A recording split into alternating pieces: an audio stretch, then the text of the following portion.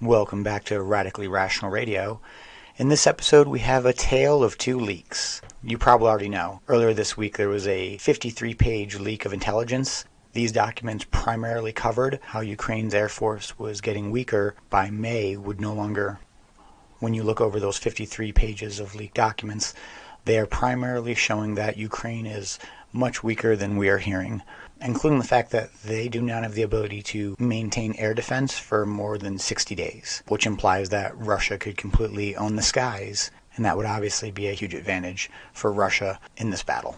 So I'm sure everyone's very surprised when a new 27-page leak of U.S. intelligence documents is found. There's just a couple primary differences about these two different leaks. The 53-page leak was on a Discord server several months before it was found with less than 30 members, primarily people who had similar views, and it seemed he was merely trying to let a small group of people really understand the gravity of events.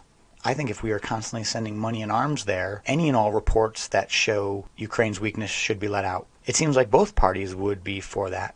The new warmongering left would demand that we sent more, and the right would probably say we need to stop wasting our resources if it's not even going to make a difference. It was only after being on this small Discord server that it found its way to Reddit, 4chan, and Telegram. Only after a month of that did the greater public finally know. And now our government is actively trying to hunt this man down, and whenever you read anything about the suspect, he is quickly labeled as gun-loving and well-armed and well-trained, and not in the way of a patriot ready to protect America, but a lunatic. It's absolutely insane. On the same day they claim they know the person who released the 53-page leak, we have a new 27-page leak. What a coincidence. The New York Times, on a random Discord server, found a new 27-page leak where all the documents seem to push a sole narrative that Russia is far weaker than they look. Their casualties are larger and there's infighting. This stinks of the censorship industrial complex. It is so clear that this is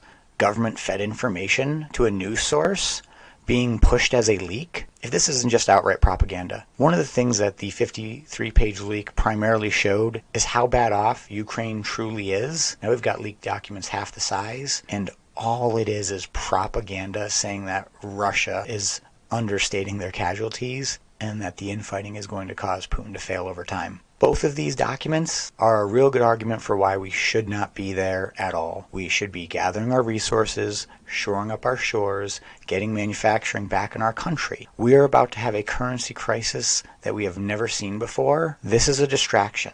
Do you believe that this 27-page leak is a patriot trying to show America the truth? Or is it the government pushing out information to confuse the public? I hope you learned something. I'm Tristan with Radically Rational Radio. Like, comment, and subscribe. I'll see you in the next episode.